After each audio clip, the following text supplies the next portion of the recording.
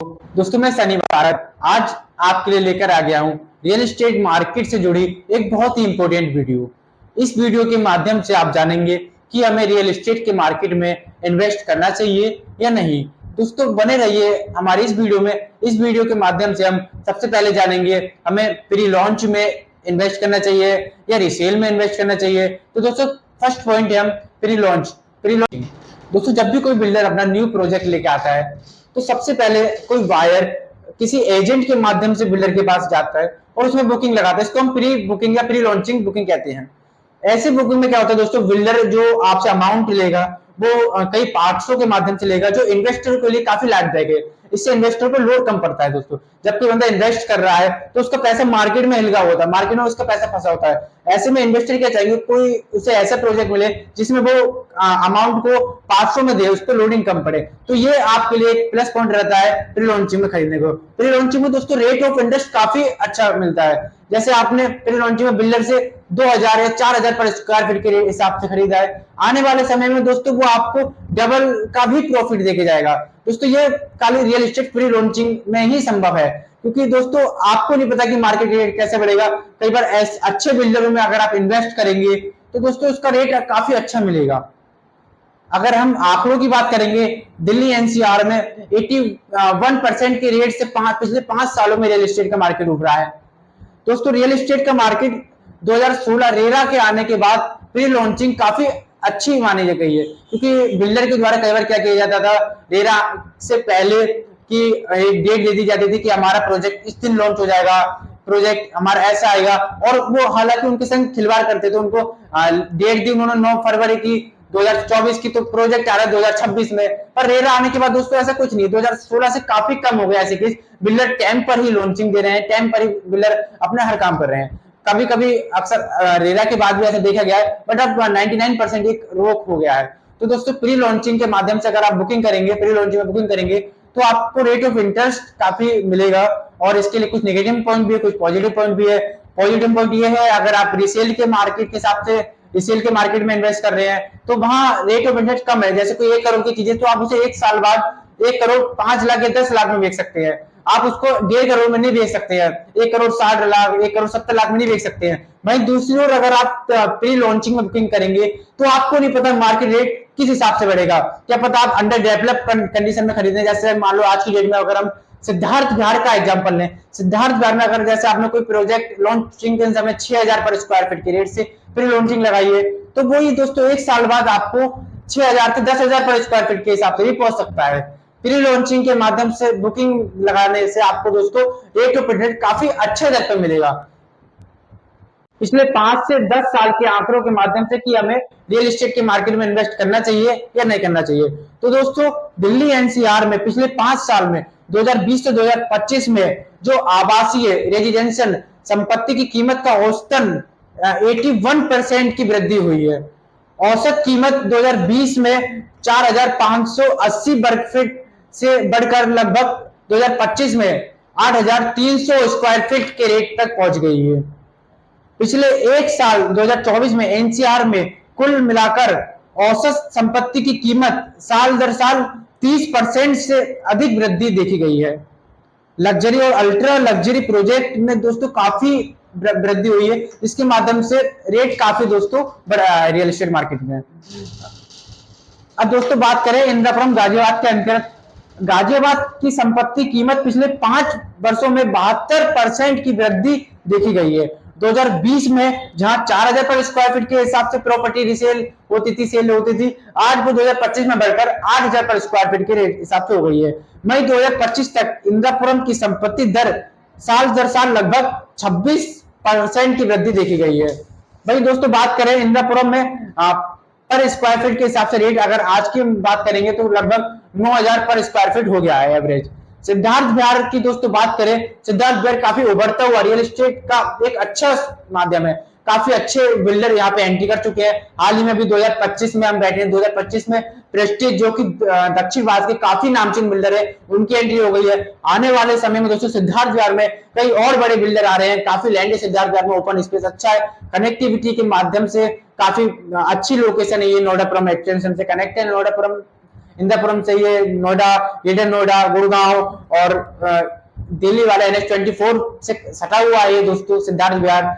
वहीं बात करें अगर कमर्शियल मार्केट की, यहाँ पे कमर्शियल मार्केट में काफी ग्रोथ हो रहा है धीरे धीरे यहाँ पे दोस्तों। आइए पहले बढ़ते हैं रेजिडेंशियल मार्केट पे। सिद्धार्थ विहार में पिछले 5 साल 2019 से अगर हम देखेंगे, गाजियाबाद सिद्धार्थ विहार में संपत्ति की कीमत में लगभग 139% की वृद्धि हुई है। जी हाँ दोस्तों, 139%। ये आपको और किसी फील्ड में नहीं मिलेगा, ना कि स्टॉक मार्केट में, गोल्ड मार्केट में, जो दर आपको रियल एस्टेट मार्केट में प्री लॉन्च के लिए या रीसेल में मिलेगा। अगर दोस्तों आपने आज से 5 साल पहले सिद्धार्थ विहार में इन्वेस्ट किया तो आप दोस्तों आप उस पर डबल का आप प्रॉफिट कमाते दोस्तों।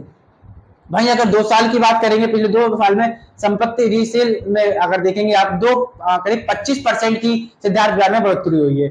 सिद्धार्थ विहार में लग्जरी संपत्ति में उल्लेखनीय वृद्धि देखी गई है।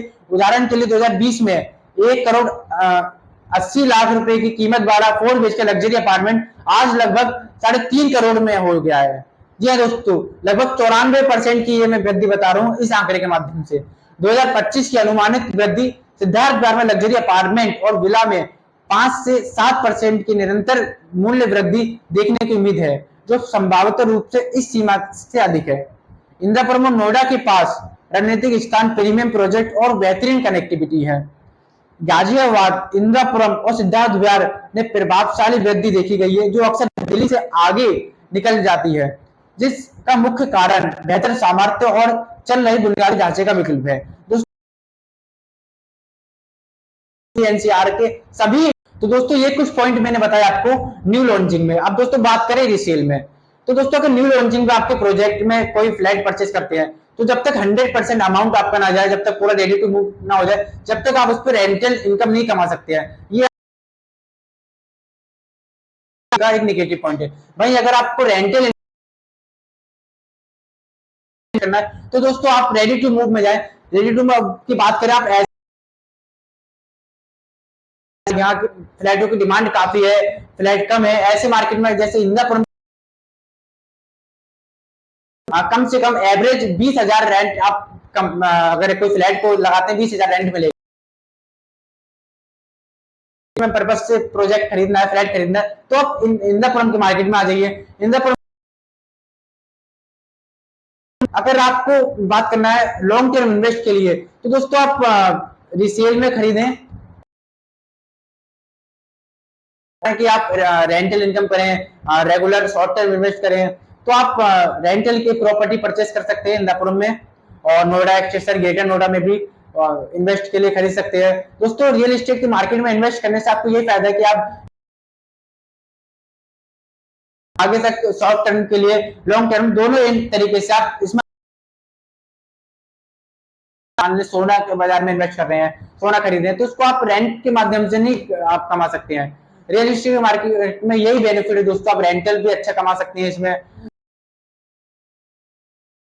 तो फ्लैट आज से 5 साल पहले दोस्तों 1 करोड़ 80 लाख के बिकते थे, आज वो 2 गए, काफी डबल का दोस्तों गत परसों में आया है। दोस्तों आप भी ऐसे मार्केट में इन्वेस्ट करें। हमारी राय यह है, अगर आंकड़ों के हिसाब से आप इन्वेस्ट करना चाहते हैं तो उभरती हुई मार्केट में इन्वेस्ट करें, फिर न्यू लॉन्चिंग में इन्वेस्ट करें। अगर आपको ज्यादा रेट ऑफ इंटरेस्ट आना है तो आज ही सिद्धार्थ विहार दोस्तों। तो दोस्तों कई बार इन्वेस्टर को या जो नए लोग हैं जो इन्वेस्ट करना चाहते हैं रियल एस्टेट की मार्केट में, अगर प्री लॉन्चिंग में इन्वेस्ट करेंगे तो उनको ये दोस्तों डर रहता है कि बिल्डर के हिसाब से हमारा प्रोजेक्ट आएगा या रेट बढ़ेगा नहीं बढ़ेगा। तो दोस्तों आप ऐसे मार्केट में इन्वेस्ट करें, जैसे अभी मैंने आंकड़ों के माध्यम से सिद्धार्थ विहार का उदाहरण दिया कि रेट ऑफ इंटरेस्ट दोस्तों 2019 में क्या था, करीब 139% के हिसाब से दोस्तों रेट बढ़ रहा है। तो ऐसे मार्केट में अगर आप इस पर लर्निंग करके इन्वेस्ट करेंगे तो दोस्तों आप हमेशा बेनिफिट में रहेंगे। और दोस्तों आप इन्वेस्ट करें तो एक ऐसे एजेंट के माध्यम से इन्वेस्ट करें, ऐसे मतलब ट्रस्टेड रियल एस्टेट एजेंट के माध्यम से इन्वेस्ट करें जिनको दोस्तों अच्छी नॉलेज हो उस फील्ड की, उस मार्केट की जिसमें आप पैसे लगा रहे हैं। दोस्तों इन्वेस्ट कर रहे हैं तो आप करोड़ों रुपए लगा रहे हैं, तो आप उसके लिए पूरे लर्निंग करके अच्छे बिल्डर के प्रोजेक्ट में इन्वेस्ट करें। दोस्तों अगर आप कमर्शियल इन्वेस्ट कर रहे हैं तो ऐसे मार्केट में इन्वेस्ट करें जो चलता हुआ मार्केट है। अगर इंद्रपुरम की बात करें तो इंद्रपुरम में भी दोस्तों अभी कई कमर्शियल मार्केट ऐसे हैं जिनमें चलते हुए मार्केट में इन्वेस्ट करने पे आप रेंट अच्छा कमा सकते हैं।